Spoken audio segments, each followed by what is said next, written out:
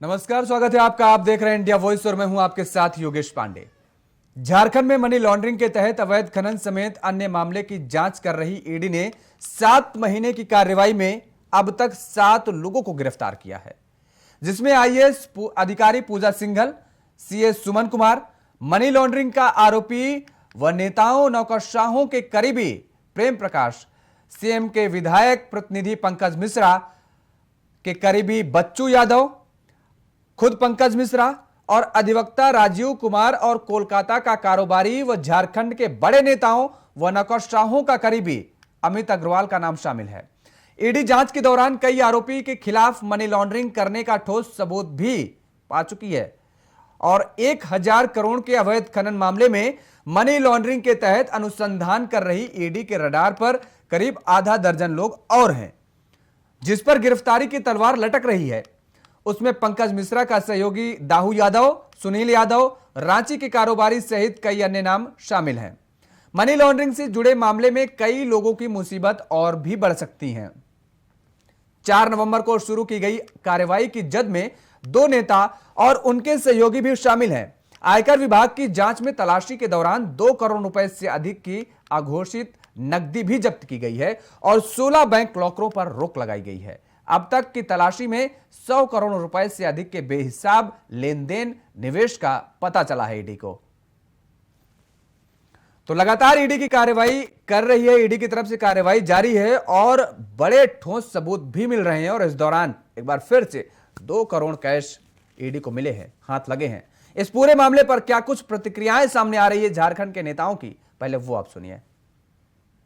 करोड़ के ये तो चले जाएंगे और पंचनामा में ऐसा कुछ देंगे भी नहीं, लेकिन मेरी जो बदनामी हुई उस बदनामी को ये कैसे निपटेंगे।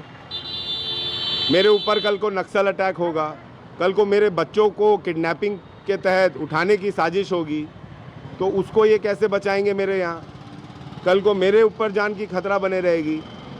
ना इनको कुछ पैसा मिला, ना इनको कुछ डॉक्यूमेंटेशंस मिले, तब भी ये जो है ज़बरदस्ती अपने सीनियर्स के कहने पे यहाँ पे डेरा डाल के बैठे हुए हैं। मेरे बेरमो आवास में भी इनको ऐसा कुछ नहीं मिला, ना इनको पैसा मिला बेरमो आवास में, ना कुछ। मेरे घर में 70,000 रुपया इनको या 90,000 रुपया सबका मिला के मिला है। मैं बार बार कह रहा हूं भाजपा के लोगों को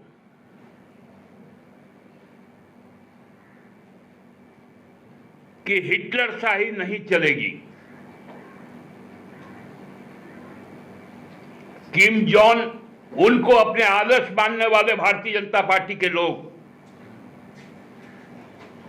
चाहते यहां पर उस प्रकार से शासन चले।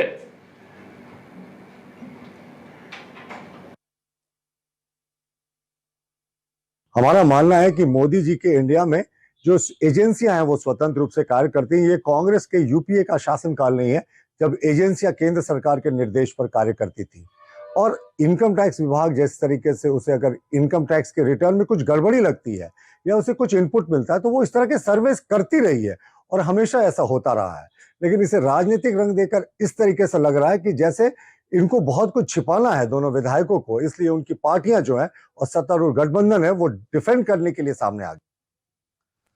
तो सुना आपने नेताओं की प्रतिक्रियाएं। लगातार एक दूसरे पर आरोप मढ़ने का काम किया जा रहा है, यहां तक कि ये कहा जा रहा है कि दरअसल जो एजेंसियां जांच कर रही हैं वो सत्ताधारी दल के इशारे पर जांच कर रही हैं। तमाम सारे आरोप हैं, लेकिन ईडी रुकने का नाम नहीं ले रही, वो अपनी कार्रवाई लगातार करती जा रही है। इस मुद्दे पर चर्चा करेंगे। हमारे साथ कुछ मेहमान जुड़े हुए हैं, आपका तारुफ करा देते हैं। हमारे साथ जुड़े हुए हैं प्रतुल सहदेव जी, भारतीय जनता पार्टी के प्रवक्ता हैं। प्रतुल जी, आपका बहुत बहुत स्वागत है। सुशांतो मुखर्जी जी हैं, मार्क्सिस्ट के नेता हैं। सुशांतो जी, आपका भी बहुत बहुत स्वागत है। और इसके साथ ही कुछ देर में कांग्रेस के नेता भी हमारे साथ जुड़ेंगे। सबसे पहला सवाल आपसे प्रतुल जी, आरोप बड़े लग रहे हैं कि भाई आप ही के इशारे पर काम कर रही है। अभी आपने सुना होगा विधायक जी भी कह रहे हैं कि आपके इशारे पर ही काम किया जा रहा है। ये आरोप रटा रटाया आ रहा है कांग्रेस या अन्य जेएमएम के नेताओं की तरफ से। कब तक इस बयान पर ये अडिग रहेंगे और कैश हर जगह मिल रहा है? योगेश जी, अगर देखें आप, अगर जांच एजेंसियां कोई कार्रवाई करती हैं और उसके बाद उनको कोई सबूत नहीं मिलता या उनको अवैध लेन देन के सबूत लक्ष्मी नहीं नारायण मिलते, तो हम तिवारी कह जी भी सकते हैं। हमारे साथ जुड़ चुके हैं। आपका भी बहुत बहुत स्वागत है लक्ष्मी नारायण तिवारी जी। जी प्रतुल तो जी, आप देखिए, मैं बोलूं? अपनी बात रखिए आप। तो अगर जो मैं कह रहा था कि देखिए, जांच एजेंसियां अपना कार्य कर रही हैं, स्वतंत्र रूप से कार्य कर रही हैं, और अगर इन एजेंसियों को अगर कोई सबूत नहीं मिलता या अवैध लेन देन का कोई ट्रांजैक्शन नहीं मिलता तो कोई बात होती। जिस समय ईडी की छापेमारी हुई थी, पूजा सिंघल जो माइनिंग सेक्रेटरी थे, और अवैध माइनिंग घोटाला बड़ा चल रहा था झारखंड में, तो उनके सीए के घर से 25 करोड़ रुपए मिले। ये 25 करोड़ रुपए कहाँ से आ गए? जो पंकज मिश्रा मुख्यमंत्री के विधायक प्रतिनिधि हैं, उनके सहयोगी, उनके जितने बिजनेस पार्टनर्स हैं, राहुल यादव, बच्चा यादव, नाम भी एक फेक है, तो जिनके घर पे छापेमारी हुई तो 10 करोड़ रुपए कैश में बरामद हुए और 100 करोड़ रुपए की बेनामी संपत्ति जब्त हुई, जो कि इनके इनकम टैक्स रिटर्न में नहीं है। तो क्या ये जो एजेंसियों की कार्रवाई थी, क्या हवा में थी? अब देखिए, मेरे पास ना ईडी का प्रेस रिलीज है, मुझे पक्का यकीन है आपके पास भी होगा। ईडी ने प्रेस रिलीज में क्या कहा, मैं अभी माननीय विधायक को सुन रहा था, वो कह रहे थे कि उनके घर में कुछ नहीं मिला, कैश नहीं मिला, कोई गलत उनको इनके यहाँ मिला नहीं। ईडी ने क्या कहा, मैं सिर्फ 2 लाइनें पढ़कर सुनाता हूँ। Search and seizure action was initiated by the IT department on few business groups engaged in a coal trading transaction execution of civil contracts.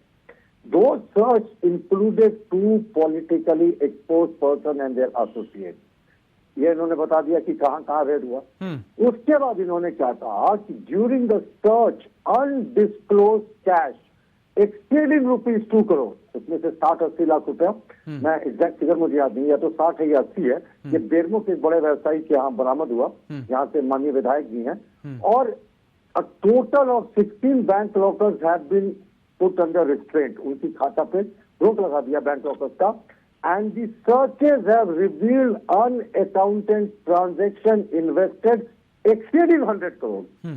यानी ईडी ने कहा कि उसमें जो छापेमारी की 50 जगहों पर 16 लोगों के, जिसमें 2 पॉलिटिकली कनेक्टेड लोग भी थे, तो 100 करोड़ के आसपास का इलीगल ट्रांजैक्शन, अनडिस्क्लोज वेल्थ मिला। तो अब आप कैसे कह सकते हैं कि ये पॉलिटिकली मोटिवेटेड था? अगर ईडी को कुछ नहीं मिलता, तब ये ईडी की ऑफिशियल प्रेस रिलीज है, जो 8 नवंबर 2022 को जारी हुई है, Surabhi Ahluwalia, principal commissioner of income tax. तो अब आप ईडी की कार्रवाई होती और माफ कीजिएगा, इनकम टैक्स की कार्रवाई होती, कुछ मिलता नहीं, पर यहाँ तो इनकम टैक्स ने ऑफिशियली बताया है कि जहां जहां उसने छापे मारे थे 100 करोड़ रुपए के आसपास का इलीगल ट्रांजैक्शन और संपत्ति उसे मिली है। जी तिवारी जी, देखिए अब तो बयान भी आ गया है। अभी तक आप कह रहे थे कि कुछ मिल नहीं रहा है, अब बयान भी आ रहे हैं कि 100 करोड़ से ज्यादा का लेन देन अवैध तरीके से किया गया है, टैक्स चोरी का मामला है, 2 करोड़ रुपए कैश बरामद हुए हैं। अब आप क्या चाहते हैं? अभी भी आप वही आरोप लगाएंगे?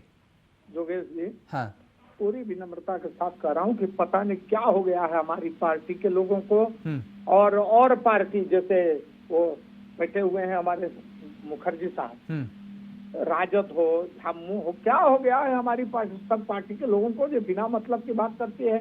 हम लोगों को तो ये सब बोलना नहीं चाहिए। जितना रुपया भारतीय रिजर्व बैंक ने छापा वो सब कांग्रेस के यहाँ है, और बाकी जो थोड़ा मोड़ा बचा है वो कम्युनिस्ट और राजद और जम्मू के यहाँ। बीजेपी वालों के यहाँ कुछ ये नहीं, रुपये में नहीं गया है, वहाँ जांच क्यों जाएगी? सही बात है, वो सब लाल रेखा के नीचे हैं, किसी के यहाँ कुछ है नहीं। ईडी को ये सब मालूम है। हम लोग अब ये आरोप लगाना बेबुनियाद है, बेकार है, लगाएंगे ही नहीं कि बीजेपी के नेताओं के यहाँ क्यों छापा नहीं मारे। पूरे देश में कहीं नहीं, रुपया तो सब इधर सीज कर लिया गया हम लोगों के द्वारा। जितना कांग्रेस के नेता हैं, जम्मू के हैं, राजद के हैं, जेडीयू के हैं, कम्युनिस्ट के हैं, और जो छोटे छोटे दल हैं, नायडू जी के और ममता बनर्जी, फलाना ठिकाना, सब रुपया इधर है। क्यों जाएगा छापामारी करने ईडी और इनकम टैक्स? योगेश जी, कहीं नहीं, ये सब बेबुनियाद है हमारे। अभी मैं अपने पार्टी के प्रवक्ता राजीव रंजन जी की बात सुन रहा था, मैं तो फोन करूंगा, मैं कहूंगा कि हाथ जोड़ते हैं, ऐसा मत कहिए, ये सब लोग दूध के धुले हैं। अच्छा, ये जो एक सेकंड, अब पूरे बात का रखने का मौका देंगे, आप ये मत कहिएगा, क्योंकि आप तुरंत आरोप लगाने लगते हैं कि आपको बात रखने का मौका नहीं देते हैं। पूरा समय देते हैं आपको। मुखर्जी जी आते हैं आपके पास। सीधा सा सवाल इतना पूछना चाह रहे हैं, ये जो कैश दिख रहा है, ये क्या ईडी या आईटी जो भी कंपनी एजेंसियां जा रही हैं, क्या ये अपने साथ लेकर के जा रही हैं? आप कहना क्या चाह रहे हैं कि वहां बरामदगी नहीं हो रही है? योगेश जी, ये रुपया मिला होगा। हाँ। कल मैंने विधायक जी की बात, माननीय विधायक जी की बात सुन रहा था। अनूप सिंह जी कह रहे थे कि वो अजय सिंह जो हैं, अजय सिंह जी वो किसी बीजेपी के नेता के रिलेटिव हैं। वो नाम उन्होंने नहीं बताया। उन्होंने कहा कि बीजेपी नेता के रिलेटिव। जांच हो तो परत दर परत कलई खुलेगी, ये मेरा कहना है।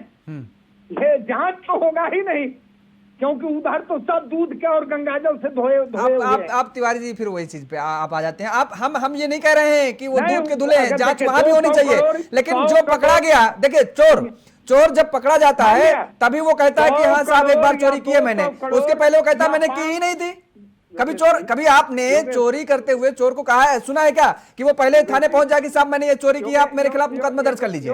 योगेश जी, मैं कह रहा हूँ कि जिनके हाथ से कैश पकड़े गए हैं या संबंधित दस्तावेज पकड़े गए हैं, उनको पूछने का और उनको कहने का अवसर दिया जाए, जांच हो।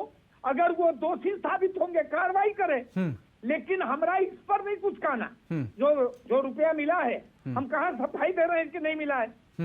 मिला है, जो दस्तावेज दे रही है ईडी, वो ठीक है, उस पर जांच हो, कार्रवाई हो, उनको कहने का, सफाई देने का अनूप सिंह जी को और प्रदीप यादव जी को मौका दे ईडी।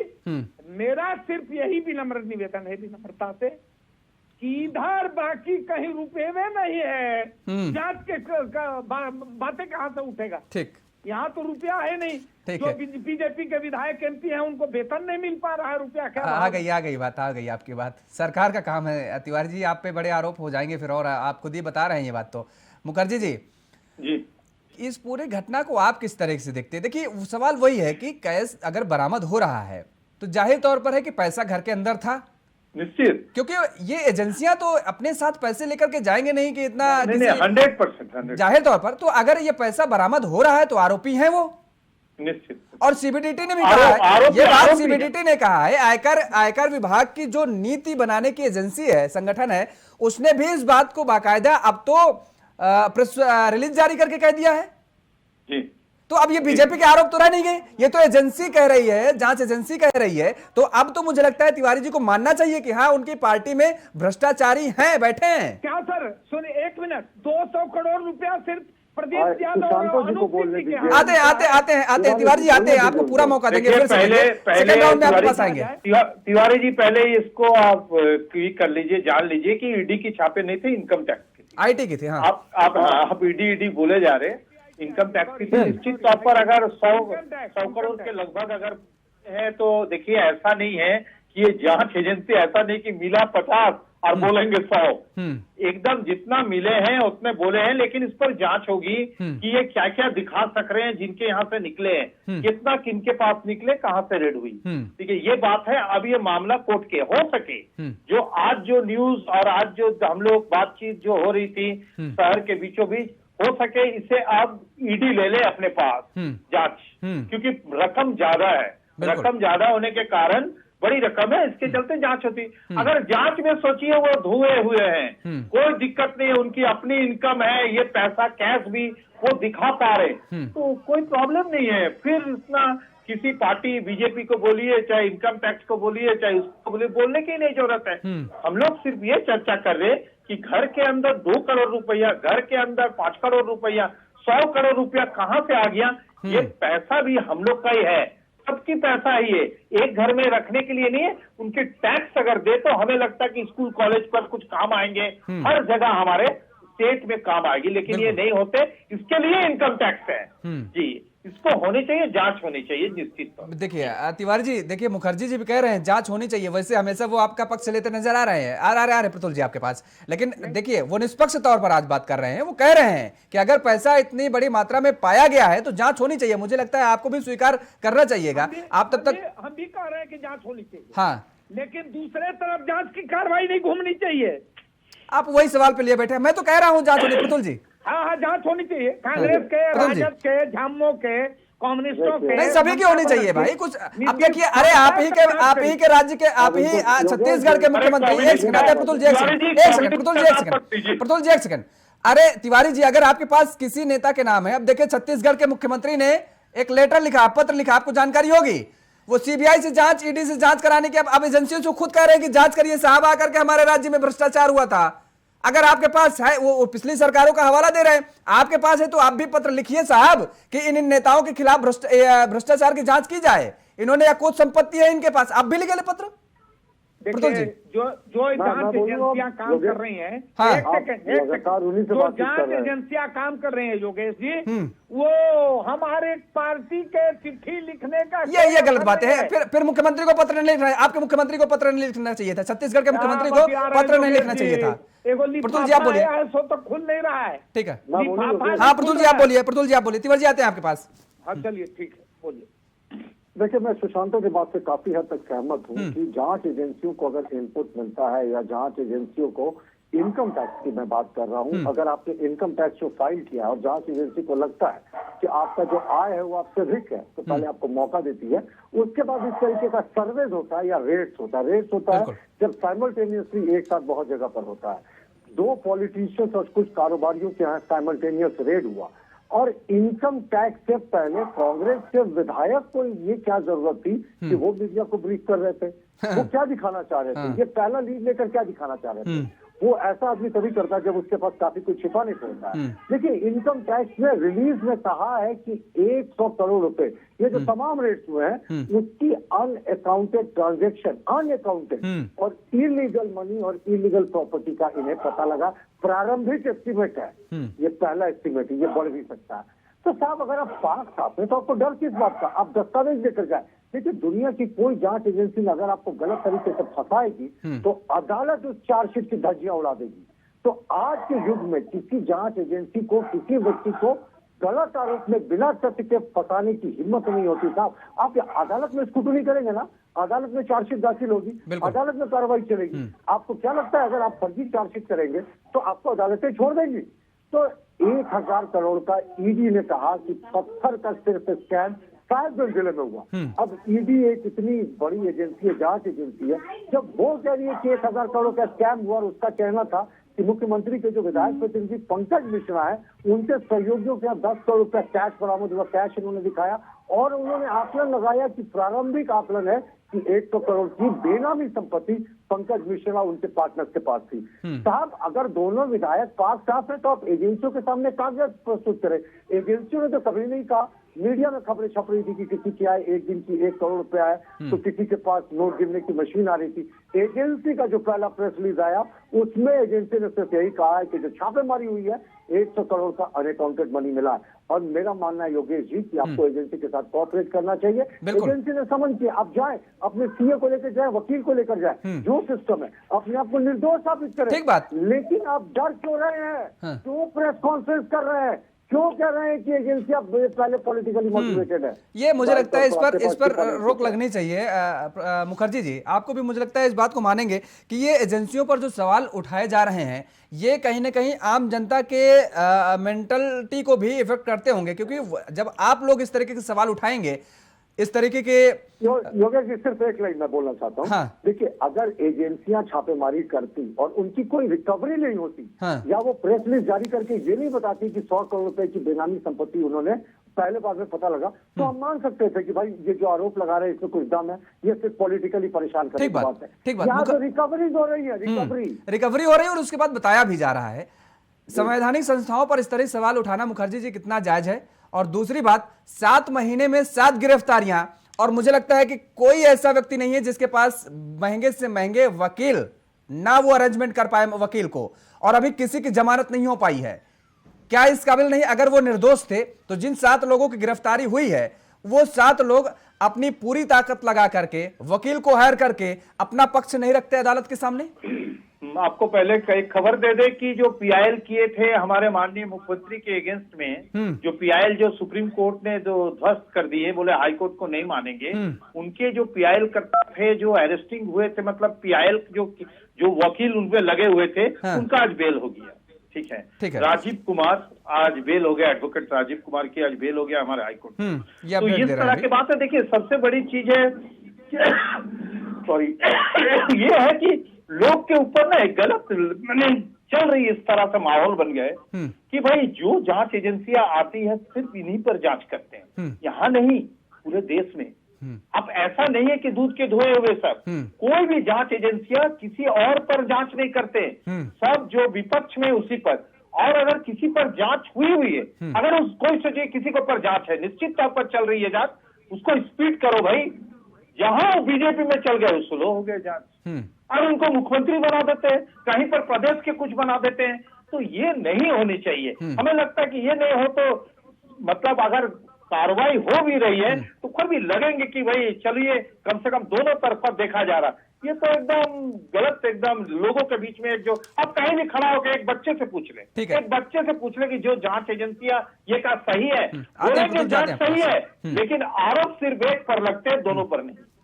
प्रतुल जी 10 सेकंड आप अपनी बात रखिए, उसके बाद तिवारी जी आते हैं। तिवारी जी आपको पूरा मौका देंगे, पूरा भी समय है। पूरा सिर्फ 10 सेकंड। हाँ। अभी जो सुशांत जी ने कहा बिल्कुल सही कहा कि राजीव कुमार जो PIL करता के वकील थे, उनका बेल हो गया। पर इस मैटर को आपको 10 सेकंड में मैं समझाता हूँ। ईडी ने कहा था कि ये जो PIL करता राजीव कुमार है, जिन्होंने मुख्यमंत्री के खिलाफ PIL किया था, याद रखिए इन्हीं का PIL था जिसमें हाईकोर्ट ने CBI इंक्वायरी ऑर्डर की थी। बाद में सुप्रीम कोर्ट ने कहा था मेंटेनेबल नहीं है। तो उस समय इनको कहा गया, ईडी ने कहा अपने जो चार्जशीट में कि राजीव कुमार को ट्रैप किया गया। राजीव कुमार की गलती थी, पूरी भूमिका थी, उनको पैसे के लिए ट्रैप किया गया कलकत्ता पुलिस के साथ मिलकर, ताकि मुख्यमंत्री के खिलाफ जो PIL में CBI इंक्वायरी है उसकी दबिश कम हो सके। ये ईडी का चार्जशीट था और आज इसी ग्राउंड पे हाईकोर्ट ने बेल दिया। तो ये मुख्यमंत्री के खिलाफ जो साजिश की बात हो रही थी, या मुख्यमंत्री के खिलाफ राजीव कुमार भी खड़े थे। हाँ, ये जरूर बात है कि भ्रष्टाचार उन्होंने भी किया है, कानून अपना काम जरूर करेगी।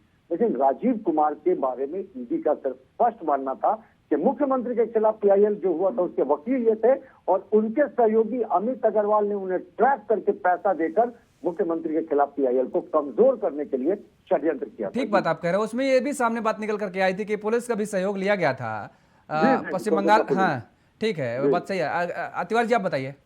देखिए सर, जांच एजेंसियों में आदमी जांच करने जाता है। हाँ। ऐसा नहीं है कि कोई मशीन जाकर के उस जगह घूम रहा है, व्यक्ति जाता है। हमारा ये निवेदन है कि एक बार ये संदेश देने के लिए पूरे देश में ये तो जांच 2-4 जगह तो करा दिया जाए, और वो जांच करके बता दें कि ये सब दूध के धुले लोग हैं, कहीं कुछ नहीं मिला।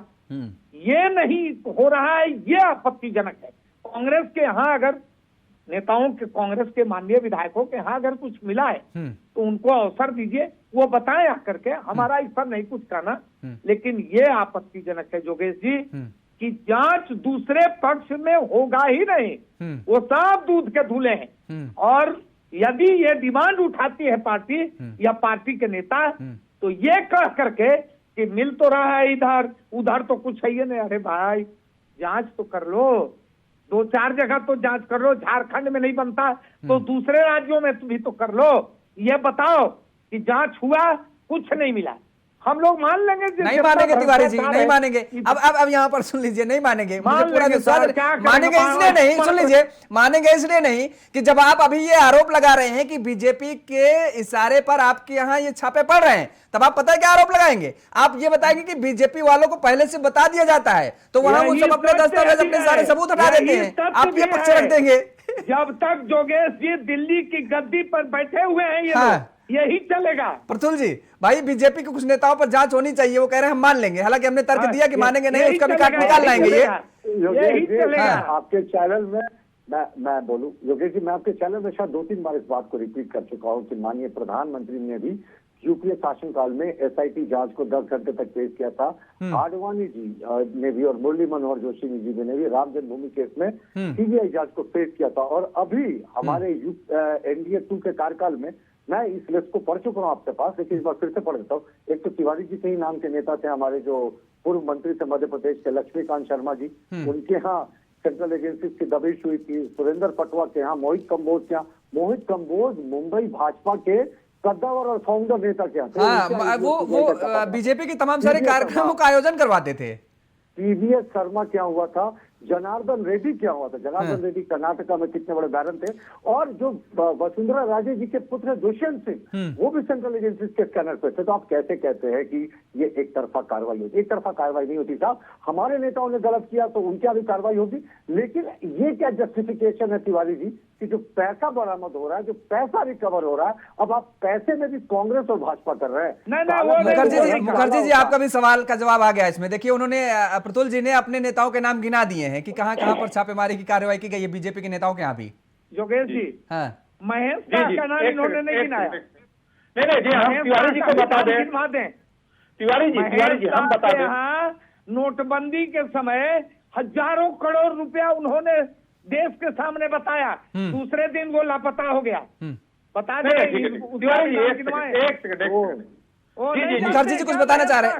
हाँ जी, हम बताना चाह रहे हैं कि देखिए न्यायालय, तिवारी जी न्यायालय खुली हुई है। आपको लग रहा है कि पूर्व मुख्यमंत्री, उससे पूर्व मुख्यमंत्री, उससे पूर्व मुख्यमंत्री कोई भ्रष्ट है तो आप उसके अगेंस्ट में जा सकते हैं कोर्ट, जाके जांच करवाइए।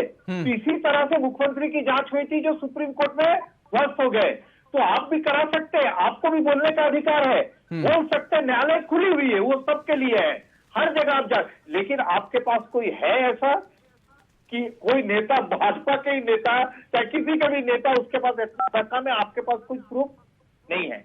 लेकिन ईडी और सीबीआई के पास ये प्रूफ रहते हैं तब उनके घर जाते हैं।